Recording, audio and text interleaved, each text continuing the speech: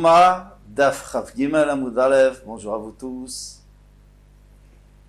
Donc on était à la fin du Hamoud précédent, dernière ligne. Ve'amar, parce qu'on parlait de Shaoul HaMelech, qui avait voulu être mochel sur son kavod de roi, et à cause de cela, eh bien tous les malheurs qui sont arrivés.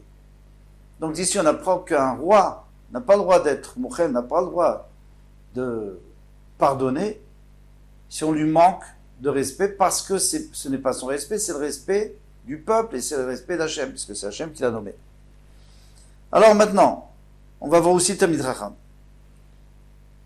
Dernière ligne, Ve'amar Rabbi Yochanan, Mishum Rabbi Shimon ben Yotzadak, Kol Talmid Chacham, tout Talmid Chacham, on n'a pas chez nous, Nokem Venoter Kenachash, qui ne se venge pas et qui ne garde pas rancune comme un serpent. Et notre Talmid Chacham, ce n'est pas un Talmid Chacham.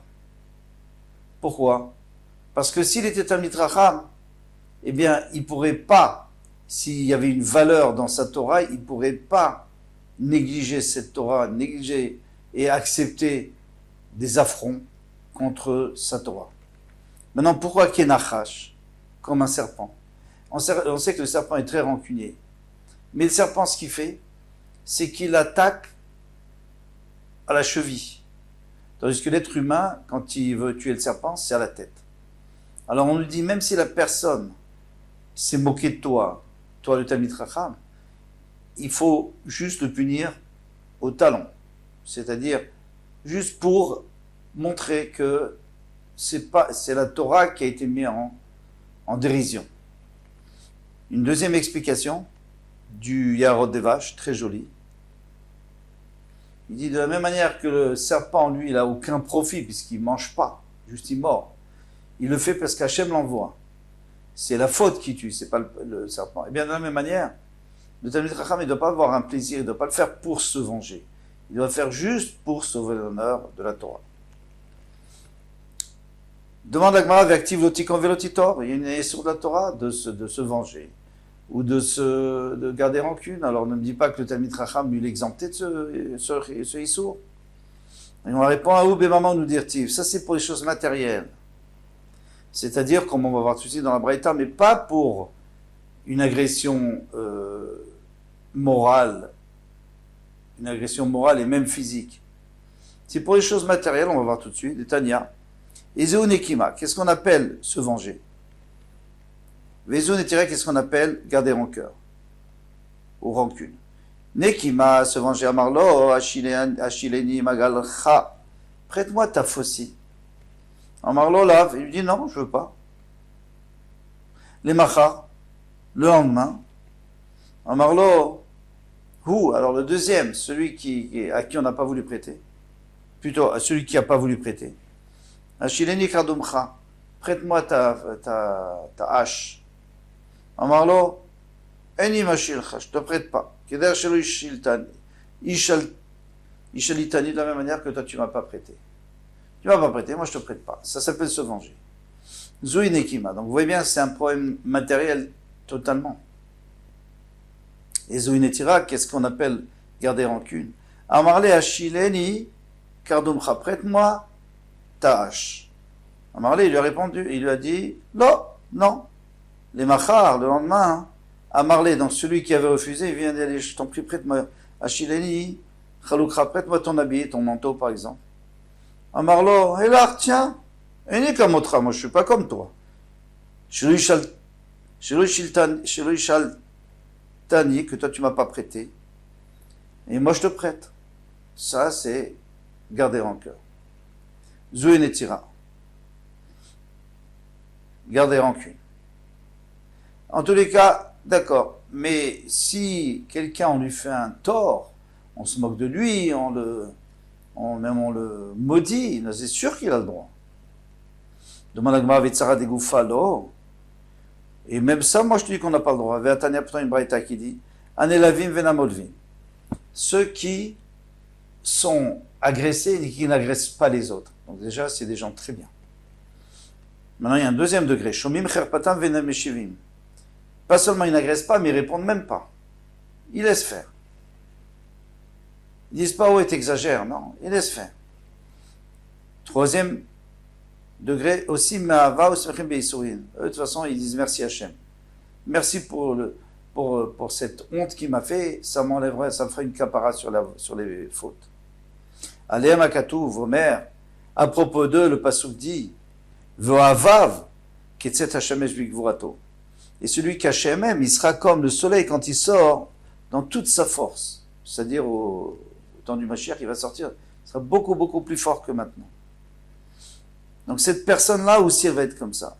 Pourquoi? Quel rapport avec le soleil? Deux rapports. Au moins deux. Premier rapport, c'est que le soleil, personne ne peut le regarder.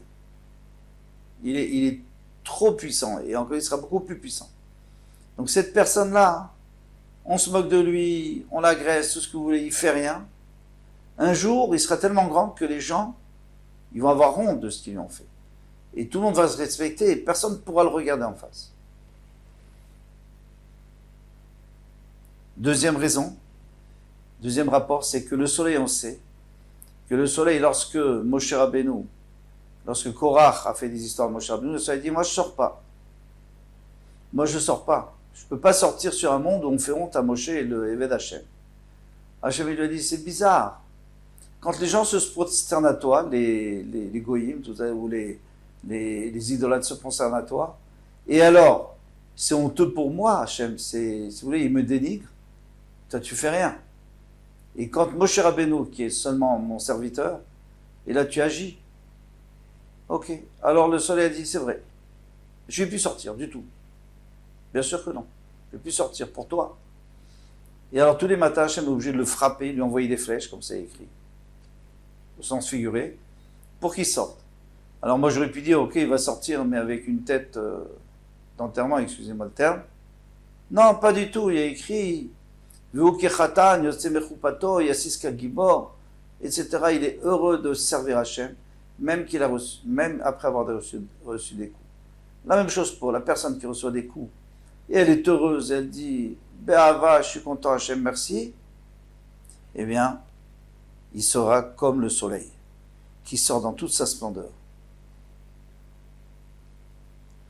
Lorsqu'on revenait à la maison de l'école et qu'on disait qu'on avait été frappé par un enfant ou quoi, notre père nous disait, va lui apporter un bonbon, va lui apporter une sucrerie, dis-lui merci, parce que grâce à lui, tu as une capara d'avonot, tu as une capara, et voilà, on t'a pardonné tes fautes. La Gemara continue. Donc en tous les cas, on a un problème. Alors ce Talmid Racham, pourquoi il devrait garder rancœur? Pourquoi il devrait? Non. Il faut être comme le soleil. De l'âme des nakit les bélibés. Alors la réponse c'est quoi? C'est non. Tu gardes le souvenir. Tu fais rien. Tu n'agis pas, rien. Tu fais rien, mais tu gardes dans ton souvenir, dans ton subconscient, ou dans ton conscient même, pardon. Et le jour où il y a quelqu'un qui voudra punir cette personne-là qui t'a agressé, tu laisseras faire, ou le jour où Hachem voudra le punir, eh bien, il le punira. C'est exactement, ça rejoint ce qu'on avait dit sur le Talmid Racham. Le Talmid Racham, il ne doit pas agir, il doit attendre qu'il y ait quelqu'un qui agisse pas comme le Talmid Racham, on parle du Talmid Racham comme Shaul HaMelech. Shaul HaMelech, il est vrai que lorsqu'on s'était moqué de lui au début, il ne fallait pas qu'il se venge, d'accord. Mais maintenant qu'il revient de la guerre et qu'il y a des gens qui veulent venger, qui veulent défendre son honneur, il aurait dû les laisser. Et à cause de ça, la suite est arrivée et ça a mal tourné. On continue. Il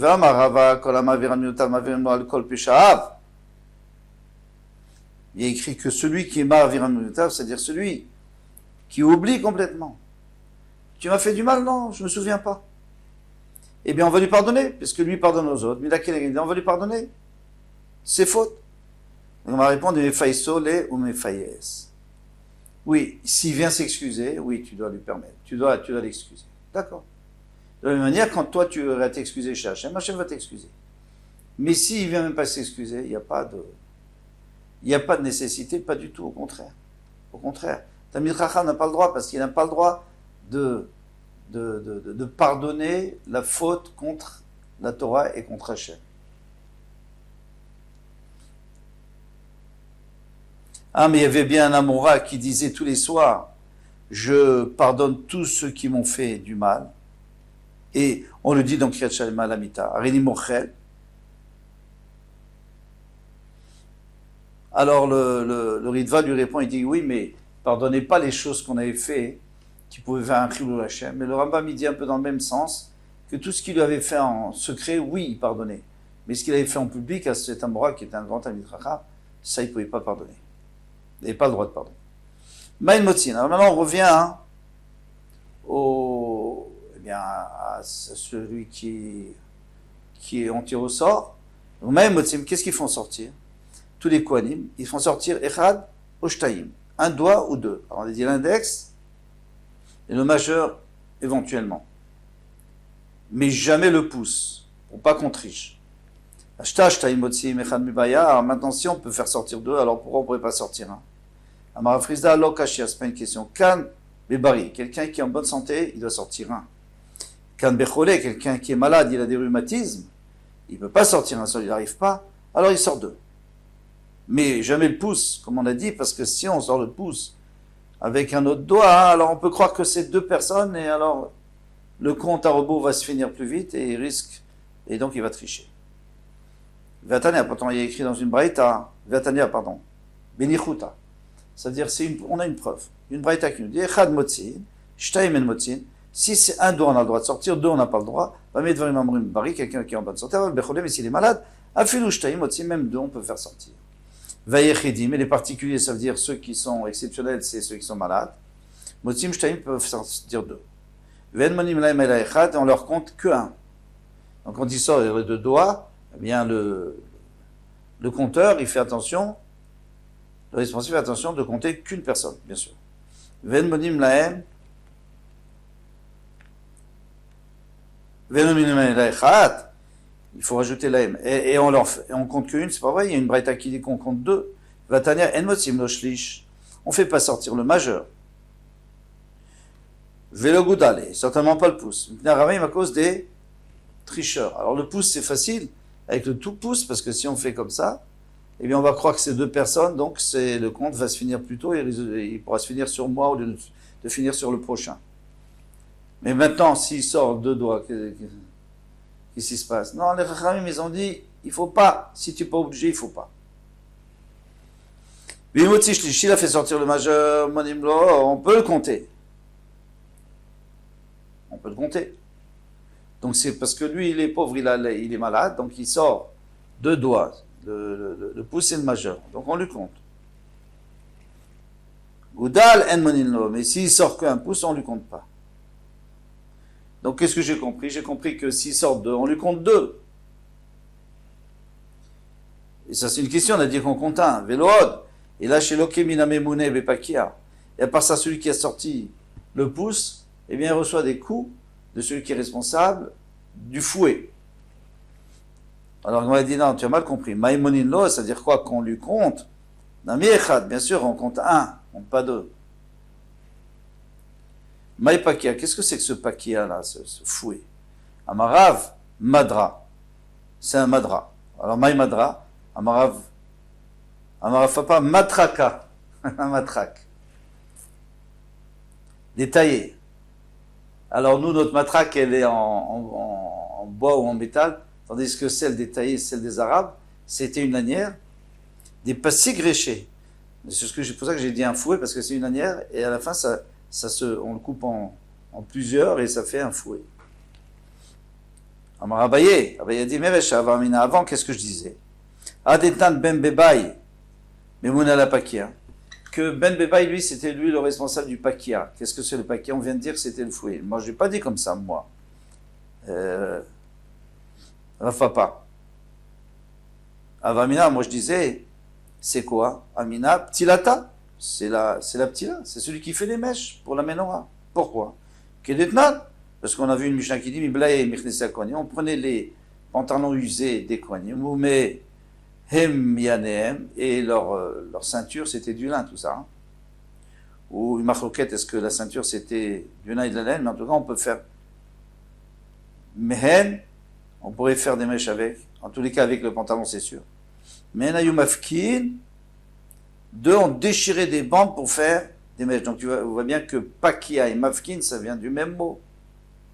Ou baem ayumadikin avec son allumé de mes droits. Qui vient des Shavanala, quand j'ai entendu des Tanya, là des Tanya, celle qu'on vient de dire, la Braïta qu'on vient de dire, le loi de la Shaoloke Minamemune Pakia, on le frappait de Memune, donc responsable du frapper avec Pakia. Amina, j'ai dit, mais Pakia, Nagda. Pakia, c'est le fouet. Pourquoi? Parce que moi je disais de ma tête que c'était, mais j'avais pas de preuve. Là j'ai une preuve que c'est le fouet, donc je dis que c'est le fouet. Alors on revient à l'histoire où il y avait deux qui étaient à égalité, ils étaient en train de courir pour arriver plus vite au Misbech et recevoir la mitzvah de Trumat HaDeshen, et il y en a un qui a poussé son chaver et il s'est cassé le pied. Alors maintenant on va nous apporter une autre histoire. Massé Veshte Kohanim, une fois il y avait, alors accrochez-vous bien, c'est très triste. Massé Veshte Kohanim, deux Kohanim, Shayu Shnem Shavim, ils étaient à égalité, Vratzin Voli Bakevesh, ils montaient sur la pente pour faire Trumat, pour prélever la cendre. Kadem Echad Mehem les Toch Arba Amot Shel Chavero.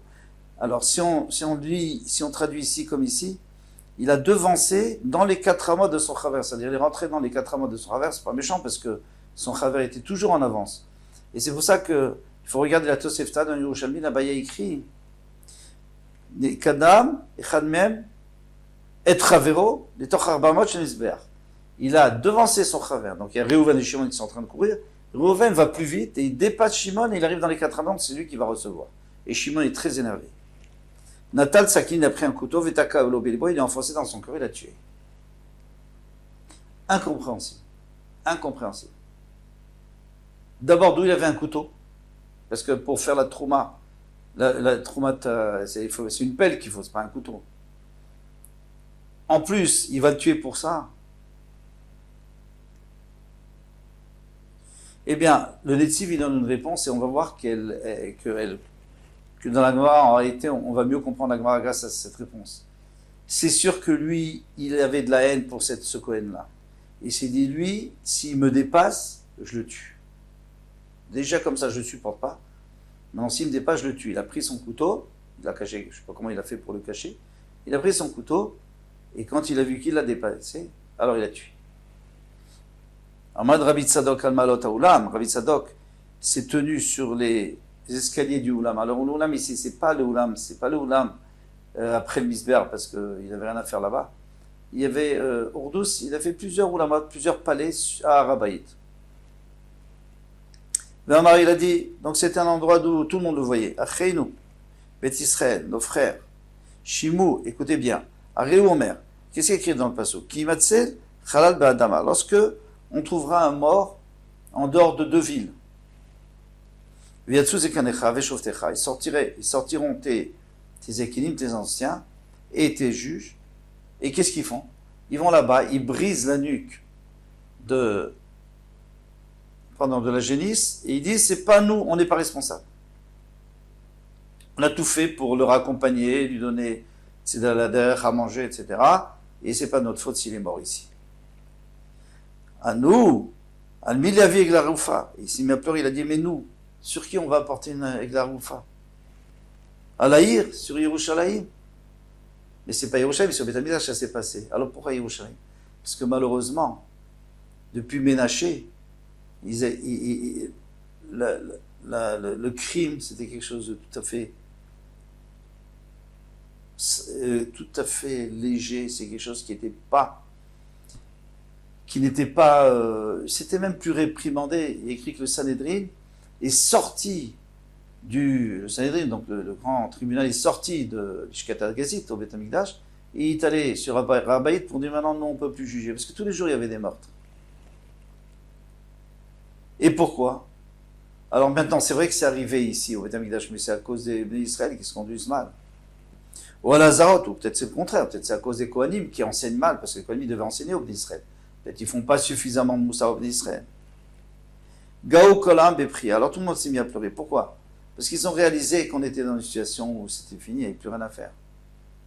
quand il y a le crime dans notre peuple, c'est fini. C'est fini. Bah, vive chez la Tinoc. Maintenant, il y a le papa qui était averti. On lui a dit que ton fils il était en train de mourir. On appelle ça un Tinoc parce que pour lui, c'était un enfant, bien qu'il était déjà, il avait déjà au moins 25 ans. Umatso, Chiumefarfer. Il a trouvé qu'il était en train d'agoniser. Amar, il a dit, Aré, hu kaparatrem. Il dit, mais on va voir plus loin. De toute façon, on ne peut pas porter une égla roufa sur Yerushalayim. Donc, il n'y aura pas de pardon. Le seul pardon, c'est lui. Si déjà il meurt pour une mitzvah, parce qu'il a voulu faire une mitzvah, donc c'est un korban, et ça sera votre korban. Donc il était bien ce papa, il était bien, il a dit voilà. Vadaïn Beni Mefarfer, mais il a continué à dire que son fils était en train d'agoniser. Velonit ma sakin. Mais pensez à enlever le couteau, parce que sinon le couteau va devenir tamé. La mettra, c'est pour t'apprendre, chez caché alem tarat kelim, que pour eux c'était plus important que le kelim ne devienne pas tamé, yoter mishuchut damim, que le meurtre.